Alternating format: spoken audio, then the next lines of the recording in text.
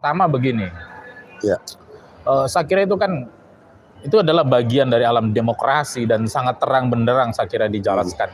Yang dikritik itu adalah soal kedudukannya sebagai presiden. Ya. Jadi presiden, ya itu, dan saya kira itulah risiko jadi pejabat negara itu akan dikritik oleh siapapun. Maka jadi sangat aneh ini yang dilakukan oleh para fanatiknya daripada Presiden Joko Widodo ini. Sebenarnya apa sih yang dicari? Kalau bukan puja-puji dan ya mungkin juga diduga mungkin ini adalah akan ada segelontor dolar atau apapun gitu sampai segitunya. Karena menurut saya kan Bapak Presidennya sendiri itu sudah mengatakan itu masalah kecil. Iya. Tapi kenapa ini dibawa ke markas besar? Iya. Ada apa? Seperti Rocky Gerung. Ini ada apa ini? Berarti kan ini problem dalam soal masalah demokrasi kita. Ini problem di dalam soal kedewasaan kita gitu. Jadi seolah-olah lembaga negara ini adalah tidak boleh dikritik. Presiden itu tidak boleh dikritik dengan alasan apapun. Gitu ya. Nah itu menurut saya. Kedua, kalau tadi mengatakan ada sekjen daripada PDI Perjuangan mengatakan langkah persekusi yang dilakukan oleh saya nggak tahu tuh kelompok massa ketika Rocky Gerung di Mabes Polri itu kebebasan berpendapat. Menurut saya ya yang dilakukan Rocky Gerung juga kebebasan berpendapat. Artinya kalau itu adalah kita berpijak pada kebebasan berpendapat, maka janganlah melakukan tindakan teror dan persekusi, karena langkah-langkah ini kita nggak tahu gitu ya. Diduga saya kira kelompok ini gitu loh. Ini diduga kelompok ini termasuk yang melakukan demo, aksi pelemparan ke rumah Rocky Gerung itu adalah bagian daripada kelompok ini. Gitu. Diduga ada bagian kelompok ini gitu. Menurut saya menyayangkan kalau itu adalah bagian daripada kebebasan pendapat. Ya sudah, berdebat aja, berdiskusi aja, keluarkan argumentasi yang itu mendidik rakyat gitu. Saya kira apa yang disampaikan Rocky Gerung juga itu adalah mendidik rakyat, membangkitkan rakyat gitu loh, memberikan edukasi yang berarti bagi rakyat gitu lah. Menurut saya di situ gitu. Dengan kata-kata yang diucapkan dia, itu itu kan menurut saya gitu nggak ada soal gitu lah kayak gitu. Karena yang dikritik, yang tajam kritiknya itu bukan kepada personalitinya, tapi sebagai kedudukannya sebagai presiden. Karena itu adalah ada kebijakannya gitu. Saya kira di situ gitu. Nah ini nggak bagus, ini nggak sehat Pak. Kalaulah setiap warga negara, entah Rocky Gerung atau siapapun, ketika melakukan kritik itu dipersekusi atau bahkan ini diteror. Ini masih kategori teror ini. Ini diteror. Karena pelakunya itu saja. Jadi saya sih sangat jelas secara personal gitu mengecam. Dan ini bukan satu hal yang baik bagi masyarakat, maka akan memunculkan ketakutan bagi masyarakat biasa gitu ya. Semacam Rocky Gerung aja yang istilahnya ilmunya mumpuni tentang demokrasi, tentang filsafat, tentang lain sebagainya, tentang hukum yang mumpuni aja diperlakukan seperti itu. Padahal bagaimana rakyat biasa yang akan melakukan kritik terhadap kebijakan yang jelas-jelas ini adalah merugikan merugikan daripada rakyat banyak gitu ya. Itu sangat menyayangkan menurut saya. Nah itu jelas saya mengecam tindakan-tindakan itu gitu. Dan saya kira sih harusnya pihak saya patut menduga ini di-backingi oleh partai PDIP dan aparat juga, karena seakan-akan aparat diem-diem baik itu. Kayak kemarin yang lempar-lempar botol itu kok dibiarin aja. Apalagi yang lempar bukan orang Sleman loh. Bukan dari Jawa Timur, mengimpor orang ke daerah tertentu untuk melakukan teror ini. Nah itu yang saya bilang tadi. Yang saya bilang tadi bahwa parah ini sangat berbahaya karena bukan lagi kebebasan berdampak, tapi adalah merupakan teror dan itu adalah sangat berbahaya. Artinya ini adalah menunjukkan, mempertontonkan tindakan fasis yang dilakukan oleh negara, gitu, mengadu rakyat dengan rakyat. Ini sangat berbahaya betul. Gitu. Ini adalah tindakan fasisme yang harus segera dihentikan. Ini tindakan fasis yang dilakukan karena akan mempertemukan rakyat bertemu dengan rakyat, akan berantem. Karena mau tidak mau ini dibungkingkan seperti itu. Karena gini Pak, kita tahu Rocky Gerung itu banyak menjadi idola banyak orang Ya, di kalangan mahasiswa, gerakan mahasiswa, buruh, di kalangan rakyat, mama buruh, juga. gitu, mak-mak gitu ya. Iya. Artinya ada pendukungnya. Iya. Segimanapun walaupun Rocky tidak mengorganisasikan itu, Iya. tapi banyak pendukungnya yang simpati gitu loh. Iya, Nah, betul. sekarang ada kelompok yang anti terhadap Rocky Gerung yang dimobilisasi, dibackingi tertentu gitu. Itu akan terjadi benturan rakyat dengan Iya. rakyat. Itulah tindakan fasisme yang sangat berbahaya. Itu yang harus segera dihentikan oleh Iya. oleh negara gitu. Harusnya presiden segera ngomong lah menurut saya ini, karena itu akan berdampak kemana-mana gitu. Nah, Dan menurut saya ini polisi juga harus tegas. Iya. Harusnya gak usah lah ngurusin yang kayak gitu. Iya. Apalagi pakai undang-undang IT saya kira di situ. Walaupun setiap aduan dengan atas nama hukum, tapi ngelihatlah dampak dan lain sebagainya, itu yang harus dihidupkan gitu menurut saya pada. Iya, tapi ini juga maksud saya pemerintah juga di penghujung masa jabatan Jokowi. Sebenarnya Pak Jokowi sih udah jelas kan statementnya, tidak akan mengadukan persoalan ini. Ya kan tadi udah disebutkan Pak. Ini kok jadi yang kecil. Pendukungnya yang cawe-cawe gitu loh. Kan tadi udah saya singgung ya. Saya udah ngomong. Saya kira kayak mengharapkan sesuatu di akhir jabatannya kepada Bapak Presiden. Betul. Ini para pendukung fanatiknya menurut saya. Iya. Kadang-kadang melihat satu masalah itu dengan kacamata yang kacamata kuda lah gitu ya. Jadi itu yang menurut saya sangat berbahaya gitu. Dengan menyayangkan. Nah, maka saya kira kawan-kawan buruh itu udah jelas ya, akan bersimpati, akan bersolidaritas, memberikan dukungan terhadap Rocky Gerung. Rocky Gerung ya. Ya ditunggu aja tanggal mainnya saya kira. Kan kemarin saya dengar katanya akan diperiksa lagi tanggal 13 ya. Artinya kawan-kawan buruh itu akan datang memberikan support lah, dukungan terhadap Rocky Gerung dan menghentikan tindakan-tindakan persekusi yang dilakukan oleh sekelompok orang. Itu nggak bagus. Artinya juga dengan langkah itu sebenarnya dia tidak menghormati pihak kepolisian sebenarnya. Betul. Itu yang harus Pak Rocky datang diperiksa oleh pihak kepolisian kan atas panggilan pihak kepolisian, dan jelas-jelas berarti kalau deliknya dapat ditemukan sesuai, berarti kan akan ditingkatkan. Nah, tapi kalau dengan tindakan-tindakan seperti itu sama dengan tidak percaya kepada pihak kepolisian. Kan ada mekanisme tangkap. Memang ini tikus yang belum apa-apa ya. Tangkap aja. Padahal koruptor banyak itu kan. Itu kalau menyuruh, berarti kalau menyuruh setiap semena-mena tangkap orang itu adalah nggak ada bedanya dengan tindakan fasis yang dijalankan otoriter oleh rejim Soeharto, Pak.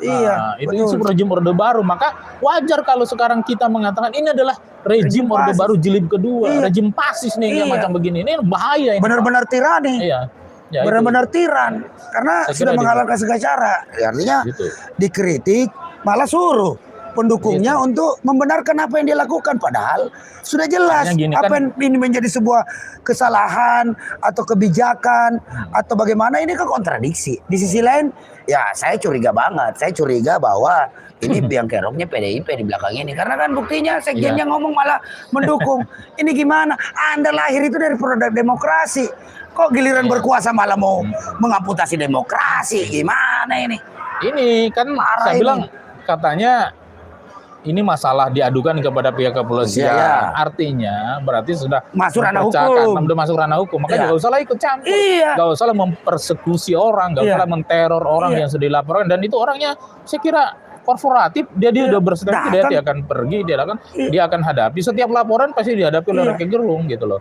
Itu membuktikan bahwa dia tidak akan lari dari apa yang sudah dia sampaikan gitu. Tapi kenapa kalau dipersekusi lagi dengan kata-kata memecah belah bangsa lah, bangsa yang mana dipecah belah gitu. Yang jelas memecah bangsa itu adalah kebijakan-kebijakan yang anti rakyat, yang merugikan rakyat, itulah yang memecah belah bangsa.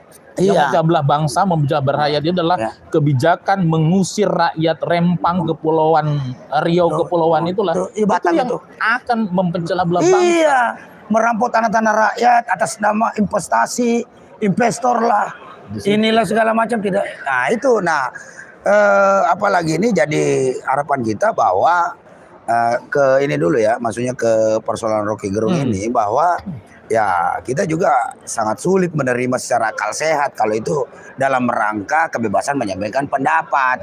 Itu jelas-jelas bentuk teror, ya kan, sebagai shock terapi. Apalagi kita dengarkan ada statement-statement di koran tuh, yang para joker-joker lagian dulu relawan Jokowi udah selesai tugasnya.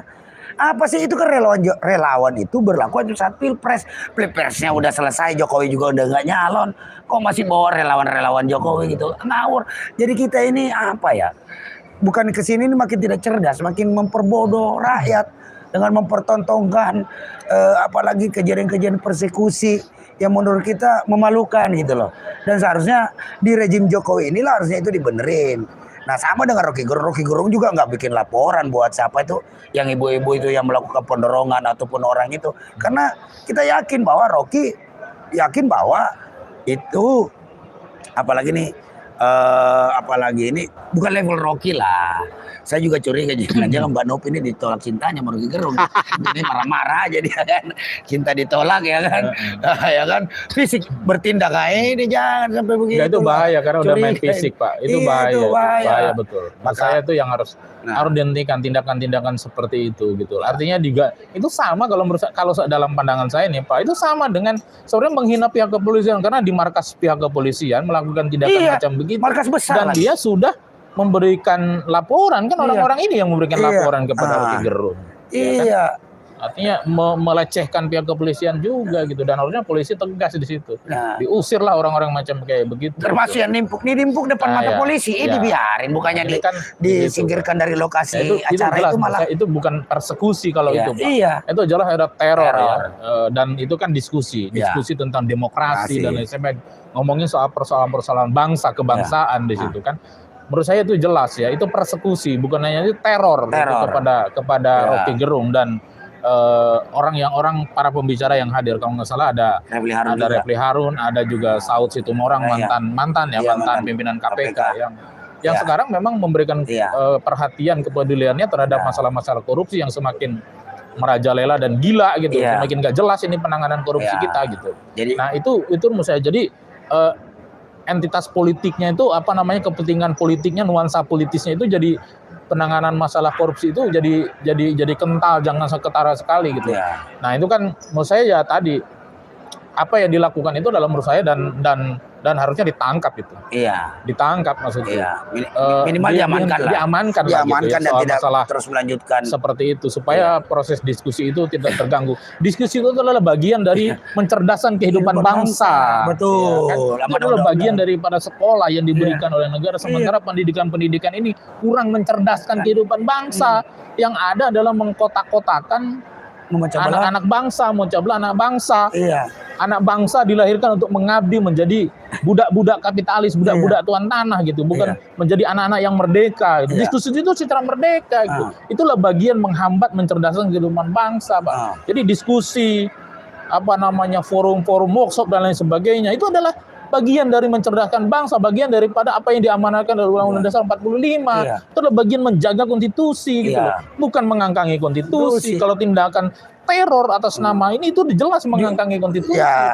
Justru malah tindakan-tindakan yang dilakukan oleh para pendukung Jokowi ini menurut kita norak lah dan sangat tidak konstitusional. Juga atas dasar apapun tidak bisa dibenarkan lah tindakan-tindakan itu.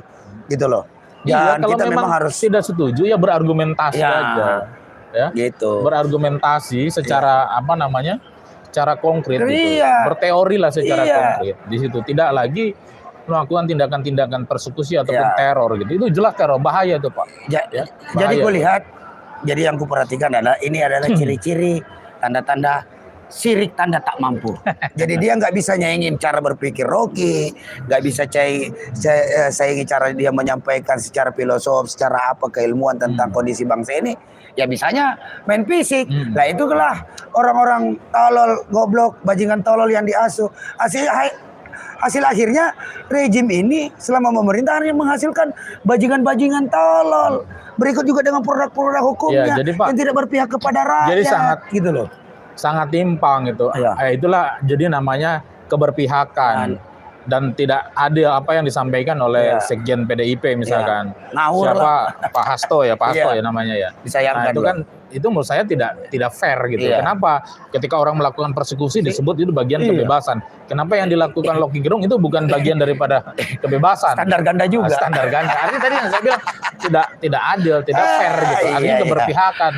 Makanya menurut saya Pak Hasto yang mesti belajar lagi demokrasi. Padahal dia lahir dari demokrasi. Bahkan giliran berkuasa malah injak-injak demokrasi. Tentang demokrasi, tentang terutama menurut saya belajar lagi tentang ilmu teori tentang pelajaran tentang Bung Karno, Pak.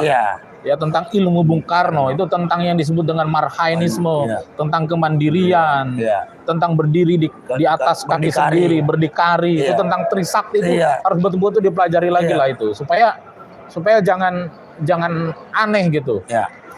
Karena begini Pak, kenapa masalah-masalah dia mengatakan ini adalah partai progresif misalnya. Saya baca tuh kemarin ada berita Pak Hasto juga mengatakan partai kiri lah.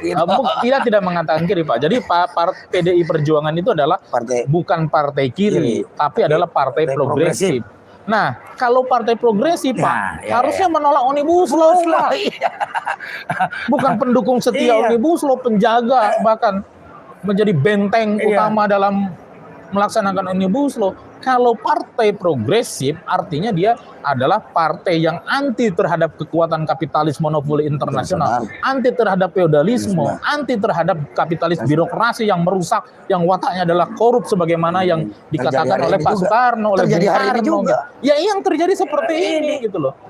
Jadi menurut saya tadi belajar lagi lah tentang ilmu tentang Soekarno itu, tentang teori Soekarno itu yang sejati gitu, tentang Trisakti itu dipelajari lagi. Jangan cuma bawa-bawa namanya, itu, tapi menjual namanya gitu loh.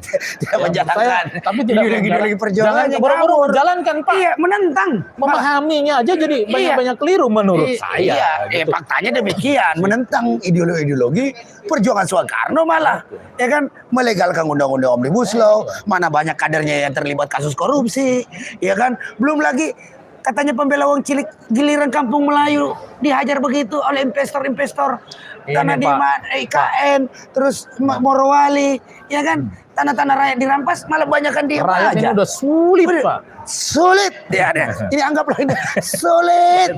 Ini udah betul sulit harusnya. Sulit ekonomi.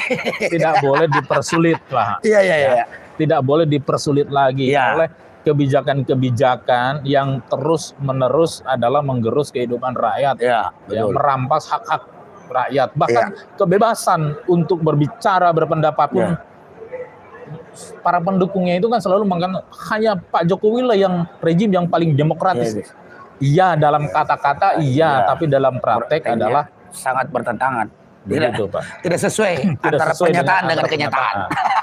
Di situ kan banyaknya berbeda. Apa yang dikatakan A, tindakannya B. Contoh dulu kan tidak akan melakukan namanya impor. Ya. Tahu?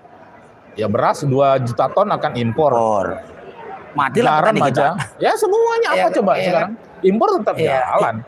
Kereta cepat tidak pakai APBN. Ternyata ujung-ujung APBN. Aduh.